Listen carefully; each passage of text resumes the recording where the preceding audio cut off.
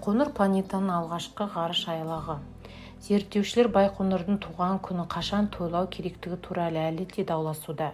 Ресми түрде бұл күні 1955 жылдың 12 ақпаны деп атауға болады.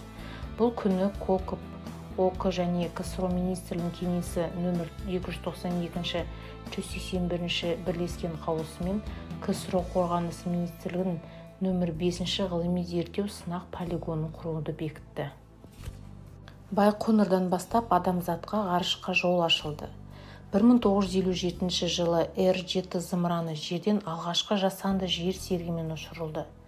Ал 1961 жылы Юрий Гагарин алғашқы басқарылатын рейске аттанды. Байқоңыр тарихының басқа аңызға айналған беттерінде нөмір 1 ай зымыранына сынауы және 1988 жылы қайта пайдалануға болатын Буран ғарыш кемесін ұшу кірді. Ал 1998 жылы Заря модулінің ұшырауымен дәл осы ғарыш айлағының халықаралық ғарыш станциясының құрылуы басталды. Байқоңырдан Герман Титов, Валентина Терешкова, Алексей Леонов, Светлана Савицкая және басқа да ғарыш қаһармандары бірге ғарыш кемелер жеткізетін зымыран тасығыштар ұшырылды. Бүгінде Байқоңыр әлемдегі ең сенімді және белсенді ғарыш айлағы болып саналады. 1955 жылы 12 ақпанда КОКОП, ОК мен КСРО министрлігінің кеңесінің бірінші отандық халықаралық баллистикалық зымыран Р-7 ұшуын пысықтау үшін және әскери полигон құру туралы бірлескен қаулысы шықты. Қазақ ССР-ның Мари СССР, Дағыстан, Астрахань және Қызылорда облысында қарады. Бірақ нұсқалардың соңғысына ғана зымыранның жердегі радио басқару пункттерінің ыңғайлы орналасуы мүмкіндік берді. КСРО-ның бас дизайнері Сергей Королев те құрылыста талап етті. Сондықтан КСРО қорғаныс министрлігінің 5-ші ғылыми зерттеу және сынақ полигоны болашақ Байқоңыр ғарыш айлағын сайлау үшін Қазақстанның күн шуағы шөлі таңдалды. Құрылысшылардың алғашқы топтары жұмыс орнына сәл ертерек келді. 1955 жылдың қаңтарында еді. Байқоңырдың құрылуының тағы бір күнін 1955 жылы 2 маусымда КСРО қарулы күштері бас штабының директивасы 5-ші ғарыш зымыран станциясы ұйымдық штаттық құрылымын бекітіп, полигон штабы 11284 әскери бөлімі құрылған кезде қарастыруға болады. 1955 жылдың бірінші жартысында полигонды қалыптастыруды ауданы Тайга шартты атауына ие болды. Ол кезде ғарыш айлағы деген сөз әлі болған жоқ. Байқоңырдың ресми және бейресми туған күндерін танымдаудың көптеген нұсқалары болды. Р-7 сәтті ұшырылымы 1957 жылы 21 тамызда өтті.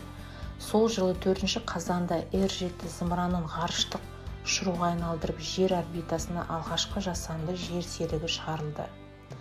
1961 жылы 12 сәуірде ғарыш айлағының планетаның алғашқы ғарышкері Юрий Гагаринмен бірге Восток ғарыш кемесі ұшырылды. Байқоңыр ғарыш айлағының баллистикалық зымырандардың әртүрлі ұрпақтары саналды.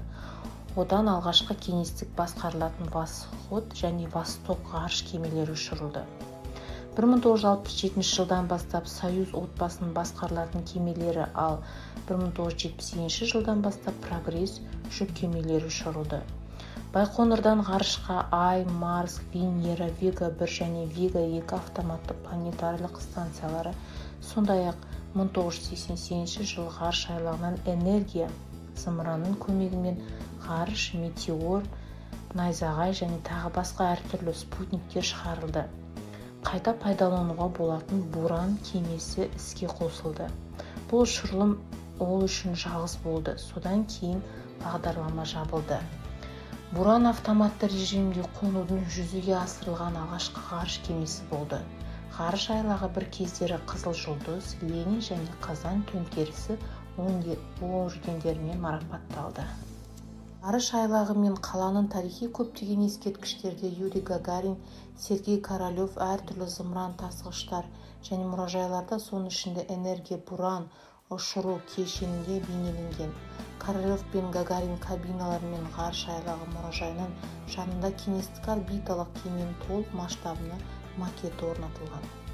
1961 жылы 12 сәуірде Юрий Гагарин тарихта ғарышқа ұшқан алғашқы адам болды. Осы күннен бастап Гагариннің ғарышқа ұшуы мереке астронавтика күні деп жарияланды. Қазақша Байқоңыр сөзі аударма бай алқап.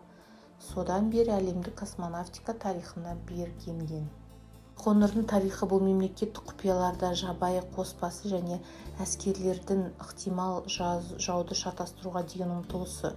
Байқоңыр ғарыш айлағы кеңес баспасөзінде Юрий Гагариннің ғарышқа алғашқы ұшуынан кейін бірден жаза басталды. 2018 жылдың басында Байқоңыр ресейлік Плисецктен кейін ұшырылған зымырандар мен спутниктердің жалпы саны бойынша әлемдік екінші болды.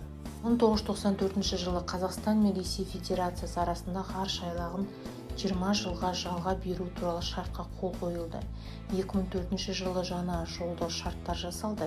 2050 жылға дейін және бірлескен ғарыштық бағдарлама ұсынылды. Сол 2004 жылы Бәйтерек ғарыштық зымыран кешені жобасы туралы құжаттарға қол қойылды. Қазақстандық ғарыш айлағы ресейлік ғарыш бағдарламасының маңызды бөлігіне айналды. 1969 жылы ғарыштағы алғашқы қазақстандық Петропавл қаласының тумасы номер 13 ұшқыш ғарышкер авиация генерал-лейтенант Владимир Шаталов болды.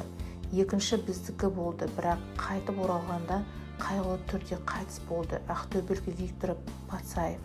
Ол жер атмосферасын тыс жұмыс істеген алғашқы астроном болды. Тұру кезінде қазақстандық квотаны солтүстік Қазақстан облысының Ольгино ауылының туған Александр Викторенко мен Балқаштан келген Игорь Ланчаков қолданды. Дүниежүзілік тарихтағы 565 ғарышкердің әрбір үшіншісі Қазақстандағы Байқоңыр ғарыш айлағынан ұшырылды.